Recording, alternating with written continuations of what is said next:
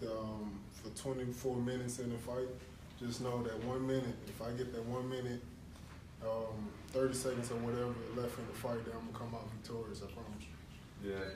You've always said throughout your career that, I don't even do this for titles. I do this for supporting my family and to take care of them. But now that the title's on the line, does that attitude change at all?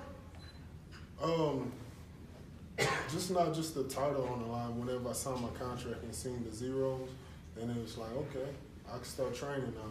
Before, like I told y'all before, I don't stay in the gym like everyone else does. All my opponents, it's pretty obvious. Like after the fight, I'm laying out on the floor, I'm tired, ready to go sit my ass down somewhere. And but this fight right here, I've really been training all day long, drinking more water than I need to be drinking, and just really taking it more serious. And it's not gonna be no excuses for myself.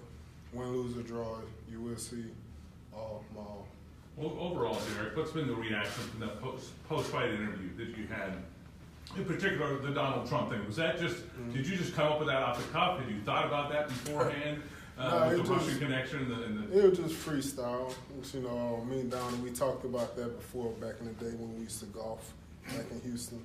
And it was just something that I told him I'd mention him no matter what, no matter how bad everything's going in the U.S. That's all. So you had a conversation with him?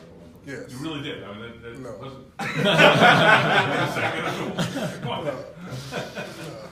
No, it's just whatever. I just say whatever. It's always the same thing with you guys. I ask the same questions, so I just get tired of answering the same stuff all the time, so I just say whatever I want. Well, Derrick, what do you think was more influential in you getting this shot? The knockout or the hot balls comment? Probably the knockout. The knockout? Yeah. Was that one of the funnier things you've ever said? Probably on TV. Derrick, before this fight was announced, you said, because the DC's got the Brock Lesnar fight lined up, and you said, listen, man, I think the only reason they put this fight together is if he assumes that he's just going to run through me, or even the UFC may assume that he's just going to run through you. You said that right before it was announced. So, is that the way you're coming to the table? You feel like the UFC, DC, they feel like you're not really a challenge? Not really the UFC, just DC. I believe that he's thinking that it's going to be an easy fight for himself, but go ahead and think that. It's crazy that I even made it this far with the type of training that I have been putting in before each and every fight. I really don't, like I said, I'm serious. I don't stay in the gym all day like just about all my opponents do. I stay about 30 minutes, 35 minutes, and 5 minutes on my phone posting memes and stuff. But for real though, but this camp right here, I've been really at the gym all day long. Okay, so the 30 minutes, I assume that was one of your classic jokes. You really only put in 30 minutes a day? 30 minutes. My coach is busy, but we've been stepping it up. We've been doing a lot of crazy stuff that I don't like, but we still been doing it. Are you going to come in with a little chip on your shoulder, knowing that DC is probably looking at you as an easy payday? Oh, not at all. I always come in with a chip on my shoulder with any guy I'm fighting anyway, because I feel like they're trying to take my life away anyway. So that's what I always think about whenever I step in the cage. It's always life or death situation. Let me ask you, if you're a professional athlete and you're a dangerous guy in there, and this is what you're doing for a living, and I just wondered, why would you only spend that short a time as training? Why wouldn't you take it more serious? Because then you would know that you gave it 100%. Yeah, so that's one of the reasons why I didn't 100% retire, because I didn't give myself, I never gave myself a 100% chance, even in the training and stuff like that. I wanted to see what it's like to really train like a mixed martial artist and go out there and perform like one. And so I believe I'm heading that way now. Derrick, you talked to me ahead of your last fight about your back problems and the rehab that you've gone through with it. Ahead of this fight, are you going to be able to do any of that? Is there even time? Oh, my back is good right now. Still day by day. It hasn't been hurting so far since my last fight. The injections that I got, I believe, is still working pretty good. And how do you prepare for this Olympic caliber wrestling that you're going to have to face with Daniel Cormier? You're bringing in somebody kind of like build like him, but has the same kind of pedigree as him to prepare?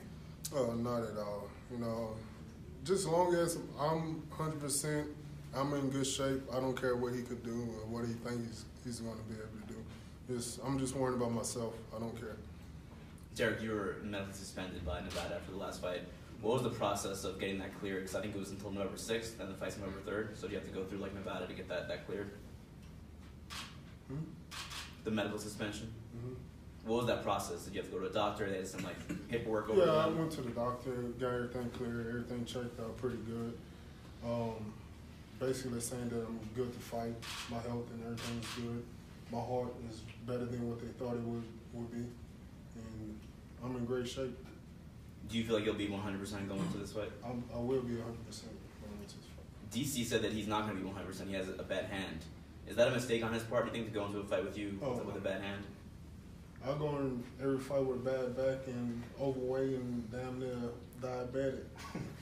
So it doesn't matter to me that he's coming to fight with just a bad hand. That's a good thing for him then.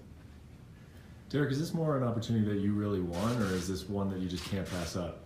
It's just one that I can't pass up because I know it's a lot of guys in this division that probably deserve a shot more than I'm getting, you know, then I probably don't deserve a shot more than Stipe should have got the shot, you know.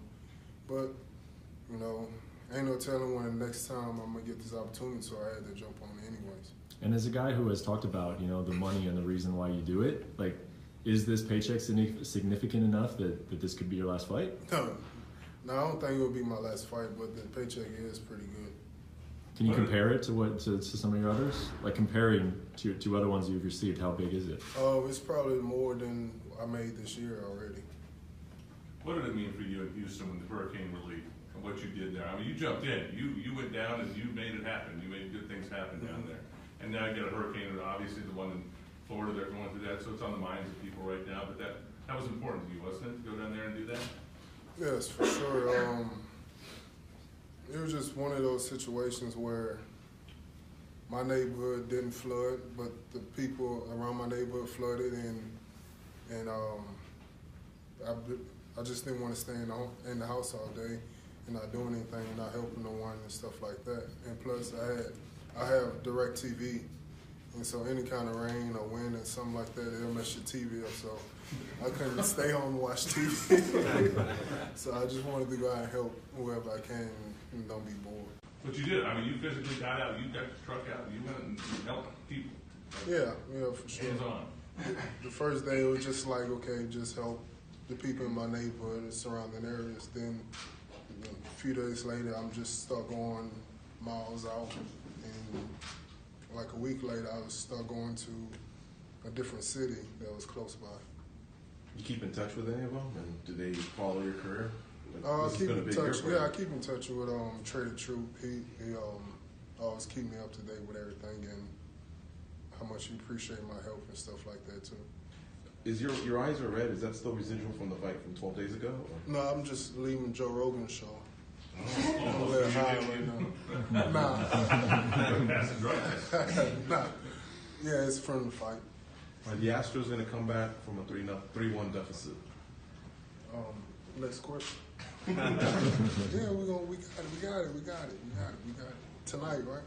Tonight? Yeah, we got it.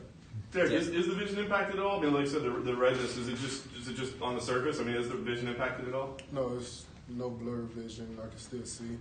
You can see you lost a little weight too. You know, Just a little. you don't got the blue shirt on today, but I can see pretty good. Yeah, you got the vision now. I want to ask you too. Since this fight was announced, people went back to that press conference interchange that you two guys had. I want to ask you what happened backstage. DC kind of put it out there that you seemed like you wanted to knock him out. You made the joke about the chicken and that. But what happened backstage? I mean, were you trying to get into his head a little bit or let him know that, hey, I'm coming for you at some point? Yeah, because it was the perfect time. It was just me and him in the hallways.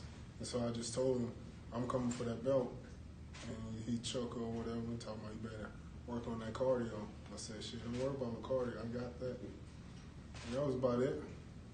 You think you don't think he took you serious at that point?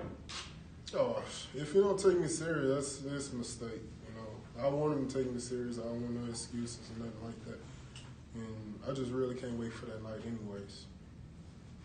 Derrick, the memes and the videos you post on Instagram, where do you get those? Do you like seek those out? Do people send them to you? Like, where do you get all these? I don't know, just on the internet. I don't know. So you just go on the I internet? just find whatever I think is interesting to me or funny to me and just post it. You know, even if it's cringe, I'll still post it. Derrick, you said it's crazy that you've made it this far considering how little you train, I guess. How do you think it's happened? Why do you think you've had so much success? I believe really it's just my heart. I got probably the most heart than any guy that's in the UFC. I believe it's my heart and my power.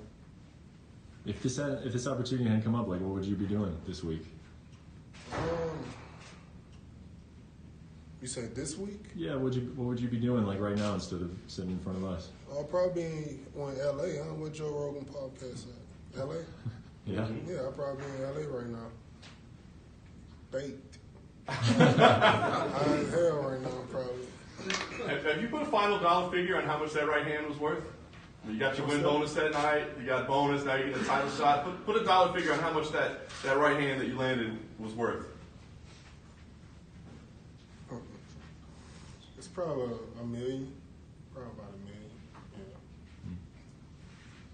Yeah. If you get the belt, what is the first thing you're gonna do? Probably put it in my closet. I don't care about the belt, but I will try to win the belt though. But I really don't care about it if I get it or not. Do you care about like headlining the card at Madison Square Garden, history there? Do you care about any of that? Not at all, but it is a cool. I'm sure it will be a cool experience because Ali, Mike Tyson, all the big name boxers fought there and made their mark in the sport. So it will be cool though. Was that a right hand you learned from George Foreman? Gotta ask you that. I mean, that looked like the right hand he threw against Michael Moore. Beat him when he was waiting, No. and you trained with Foreman. No, I think it's the right hand my wife landed on me 3 years ago. So you just said that right hand. Yeah, my wife, she hits hard, yeah. Derrick, I know you say you think Stipe deserved it more, but do you think people don't give you enough credit? I mean, 9-1 in your last 10 fights is pretty impressive. I mean, do you feel like people maybe aren't giving you enough credit that you do deserve this opportunity? Oh, I don't care if they give me credit or not. I don't care. I'm not a mixed martial artist. You know, that's probably what they're looking at, and I don't blame them. I'm not. You know, I don't train like a mixed martial artist. I don't respect the sport like everyone else does. You know, I'm just a brawler. So I go in to fight just to fight. I don't care about the submissions and the technique and all that, and the bowing and showing respect. I don't give a damn about none of that. I'm just coming in to fight. After the knockout and the post-fight speech, did anyone reach out to you? Any celebrities? Anyone tag you on Instagram or social media that you thought was cool and unexpected? A lot of people were tweeting about everything. Yeah, there was a lot of celebrities. It was crazy. Like the one that stood out the most, probably Lil Wayne. That he said he's a big fan of me now from that. So that was cool. You got something planned to call out Lesnar should you win the title? Because he was going to be next for DC, so that could be your first title Oh, defense. it doesn't matter who's next. I don't care. Still believe Stipe probably should have been next because all the people that lost their belt, they got the title shot right back as soon as they lost it. You know, they got the rematch. But it is what it is. But I'm happy. I'm grateful for the opportunity. But going back to what you've been stating, you fight for the money, and the Lesnar fight would be bigger Yeah. than Miocic. Well, if it's Miocic or Lesnar, that's fine. You know, whatever the UFC want to pay me for, that's fine. I don't care who's next. Do your kids recognize or realize how big this fight is for My Dad? kids Are don't. they saying anything? My kids don't give a damn. My kids make more fun of me than the social media people that's trying to bully me on social media. My kids, the one, they always making fun of me, so it don't matter. Wait, who's trying to bully you on social media? Everybody, man, you don't see it? They bully me. Yeah. That seems like a bad idea. Bully you. What'd you think of the poster for EC 230? Do you see it? Yeah, it's pretty cool. I like that. I like my head is bigger. It's like an X-Men. Thanks, Derrick. Thank you. Appreciate it. Thanks, Derrick.